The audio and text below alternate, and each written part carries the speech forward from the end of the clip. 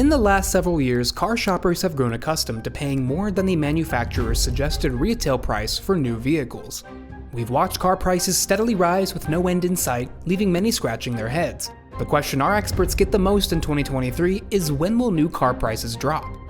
To answer this question, it is important to understand what actually drives new car prices up in the first place.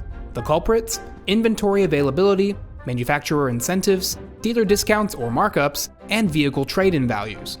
Thanks to the COVID-19 pandemic and a major shortage in microprocessing chips that enable crucial functions in new vehicles, these factors were significantly disrupted in 2020 through 2022.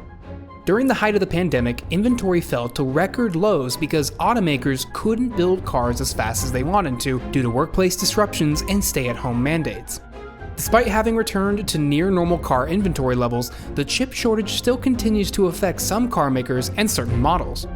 Dealerships measure their stocks of cars to sell in a measurement called days of inventory, which basically equates to how long it would take them to sell out of new vehicles at today's sales pace if the automaker suddenly stopped building new ones. Last year, inventories fell down to just 1 week on the lot. By the end of this August, many brands' inventories were back up to 68% over what they were a year ago. However, a few carmakers still can't fill orders due to a lack of inventory. The lower the price category, the tighter the supply. One promising return to normalcy that we are seeing in 2023 is the return of vehicle incentives. When automakers build up an oversupply of cars, they discount their vehicles before they even get to the dealership in order to help move them off of the dealer lots. For the past several years, car makers and dealerships showed no glut of cars to sell, and they barely discounted anything. In many cases even today, dealerships specifically deemed it necessary to charge over sticker for cars that were in low supply but high demand. Unfortunately, dealerships have free rein to mark up vehicles as high as they want to. The automaker really has no control.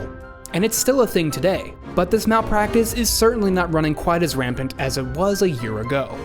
Supply is definitely building back up again, partly because of the higher interest rates on car loans, for example.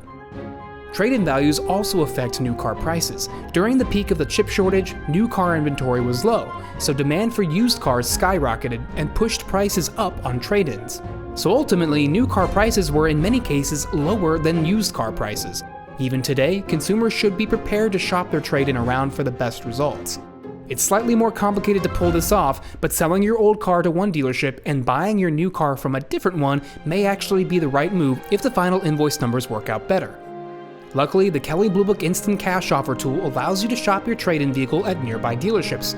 When you let the deals come to you, you can select the best trade-in offer for your situation. So when will new car prices go back down again? For some brands and some dealership groups, prices have already begun dropping. With other brands like Honda, Kia, and Toyota, shoppers must be prepared to hunt and pay more for tougher-to-find models. What if you desperately want a popular car that's in low supply? Then you may need to be patient. Recent Federal Reserve interest rate hikes meant to rein in inflation have made big-ticket purchases a little bit harder for shoppers. Even as vehicle supply reached near normal levels recently, other interest rate hikes could be coming. Those trends may help bring down the price of even the most popular cars. Long story short, remain flexible, be willing to travel outside your current geographical shopping radius, and make sure to take advantage of the tools that we have here at KBB. We've got your back.